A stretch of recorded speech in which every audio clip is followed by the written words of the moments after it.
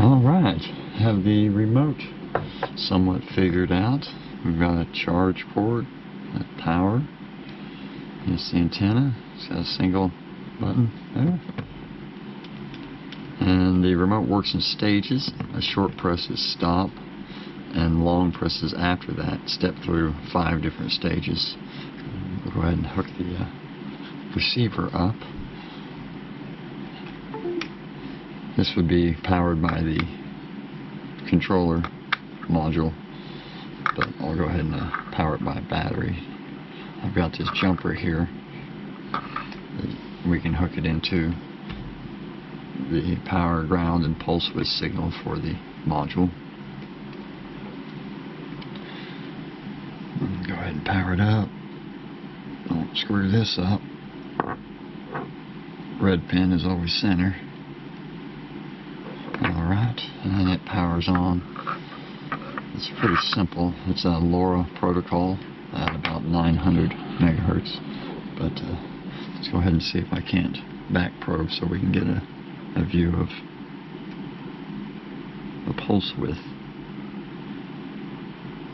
Okay, let's try that again. 1.5 happens to be stopped. The thing about it is it powers up with no signal, but it's got a default. After about 7 seconds it goes to stop. That's a safety measure.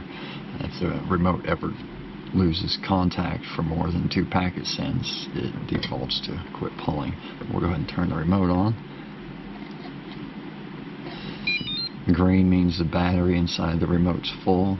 Tested the battery. You get over 24 hours worth of sending messages every 3 seconds. This is blipping. For one, it reminds you that the thing is turned on, so you don't forget and just leave it on for days. And it also, when it blips, it's sending a chirp that this is receiving. And that chirp isn't really telling it to change anything. The chirp is just reminding it that yes, we actually do have a connection, because if this misses 2 chirps, it'll default to stop.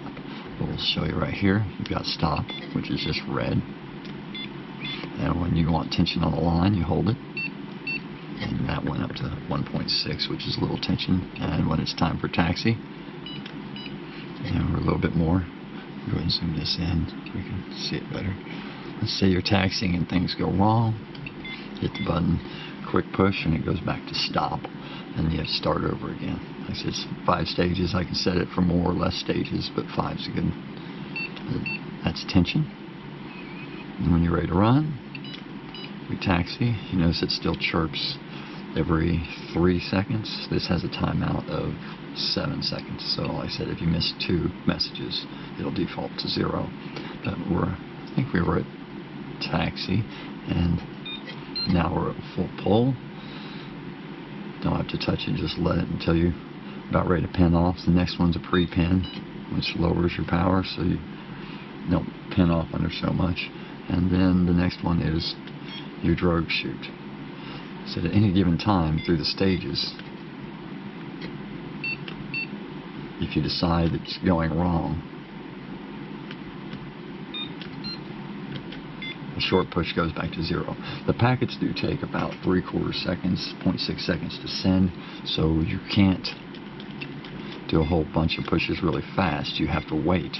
It's sending 2 packets. The 2 packets is for safety. It sends 1 packet and then it resends that packet again 3/4 second later.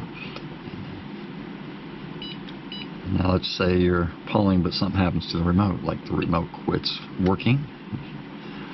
You'll notice it's going to, boom, default back to 1.5. That's if you lost signal for too long, or if the remote went dead, because the last thing you need is it to be at full pull and then you drop the remote, or I'll put a band on it, but you know, that's the last thing you need is to be tension, taxi, you're at full pull, and the remote dies. Like, oh shit, how do I turn the motor off? I'm fucked. But no, this will send. It's about as fail-safe as I can do it in a simpler manner. But let's go ahead and show you how the settings work. Each one of these settings right here. Oh, got to turn them on. Each one of these settings right here. That green is actually going to be a red beep. If the battery in the remote is low, it'll beep low or tone, and it'll be red. What if these values aren't what you want? So I've got a way to plug. We'll go ahead and lose our signals here. You can program these fairly easily. Just plug it into a computer. It shows up as a drive. And then you come over here to your README file, which will tell you about the settings. You don't want to screw these files up. Your settings file, and here's your settings. You stop, tension, taxi, full pull, pre-pen, and drogue. These are a percentage of. And if you wanted to adjust any of these to not pull as hard, not as much tag, you just adjust these numbers. We also have the radio frequency that we can adjust which frequency. Of course, you need to set the frequency to match on the remote and the receiver. If they don't match, you're going to find they don't work. But the frequency is stated in a whole number. We cannot use decimals. It has to be 9037, 902, 5, 9020. You cannot put that in there or it won't work. And then of course your tax power, it goes from 5 to 23 decibels. I've found the higher power makes the chips warm up. Haven't found any problems with that, but we'll probably start low and see and raise the power as we go. The power can change between the remote and the receiver, but of course your TX power also has a correlation to your receiving power. These can be different between the two, but the frequency must remain. This radio is good from 900 to I think 915 megahertz. And in USA, 902 is about as low. And there was also a time on air restriction. But this setup here is within the guidelines. But all you have to do settings is change these and then save it. It's just a basic text file. Any text editor will work. And once you save the settings, see, I can change. Let me go ahead and change one. Make tension 30%. These are arbitrary numbers. I have no idea what we're going to need. But if you save it, the box restarts itself. Anytime you change a file in a box, it restarts the program. We'll go ahead and put it back to 20. It restarts itself. That's how you do the settings. Shouldn't be too difficult to figure out. So it works on PC, probably work on Mac as well. But yeah, that's the box. I said this is just going to plug into the controller, and hopefully this works out fairly well for us without any problems. Simple is best. So we also have a jack to program the remote.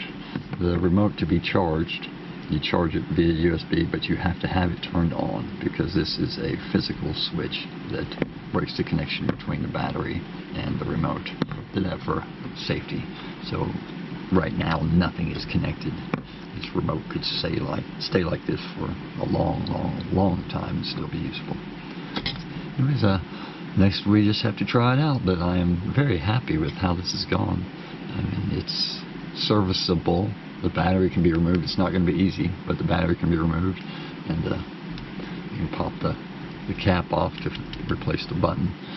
This is a shout out to Off-Grid. This is actually an off-grid button, off-grid throttle. Well, it's not his current. This is one that he said he tried, but he found it didn't meet his expectations or needs. It's a little bit clacky, but I mean, this is still a damn nice button. I guess Mr. Pierce at Off-Grid has a higher standards than this button, but hell, I'm not going to complain. And it's green. So, anyways, that's That's the idea. Next is to put it in motion, see if it works.